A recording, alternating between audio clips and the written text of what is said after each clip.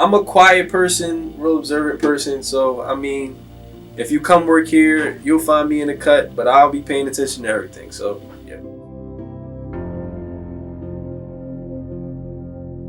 Network cabling is essentially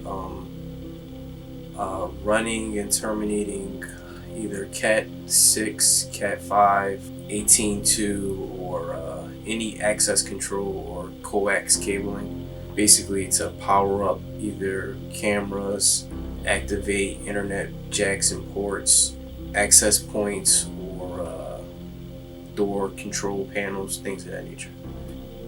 What made me pursue network cabling is I originally started off in a low voltage field in coax, and just being exposed to the different aspects of cabling, I just wanted to further my knowledge in what was going on in the field. So this was the best opportunity to do that, so yeah. The steps I took to become knowledgeable, what I know so far, is just number one, paying attention to the things that different technicians have showed me over the years. So whether it be specific ways on how to run and terminate cables, whether it be code and keeping things in a particular manner as far as running cables, anything that has to do with just basic hand tool knowledge. I paid attention to things that were shown to me.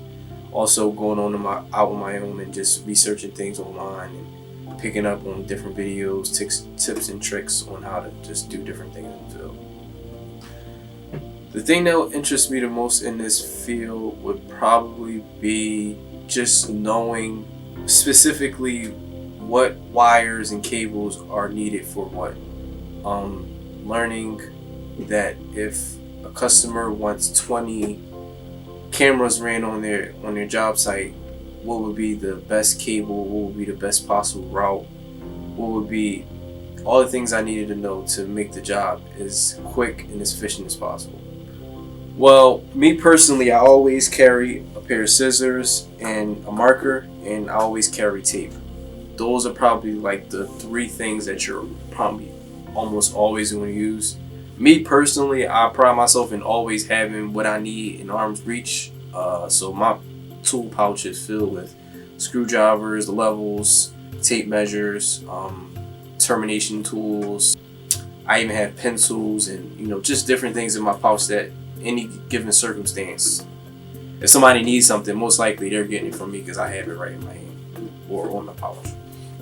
I would say the most dangerous thing about this job is lack of attention and lack of attention to detail. A lot of things can be overlooked as far as a faulty ladder or an unsafe crawl space or something overhead that you might not be paying attention to that can hit you or puncture you or anything. So the best advice I can give to somebody to be safe as possible is to just survey your site, know your hazards before you actually go into them. Some things you can't control as far as, whether you're working in a factory and something may go awry in there, or if you're in a customer's home and something, natural disaster or something happens, some things you can't account for, but making sure that your tools, your equipment, and your surroundings are as safe as possible is the best way to keep safe.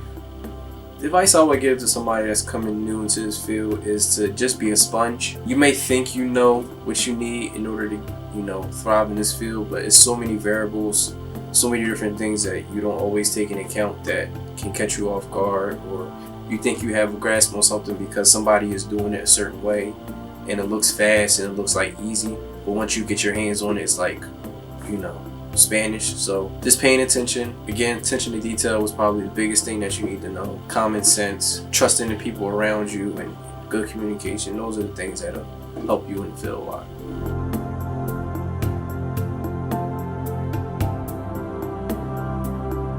Texting, I'm not a good talker. TV shows. That's hard. Summer. Dang, tacos. Tacos is legendary. I'm gonna say that right now. Pie.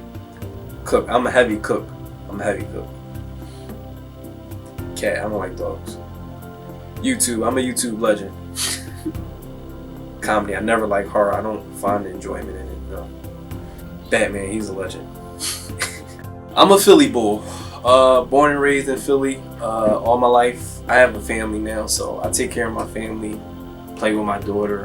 Yo, for the longest time, I wanted to play in the NBA, but then I realized quickly how good you had to be to play in the NBA, and so, you know, this is where my life is now. But if I was dedicated enough at a younger age, I probably would have been playing basketball somewhere.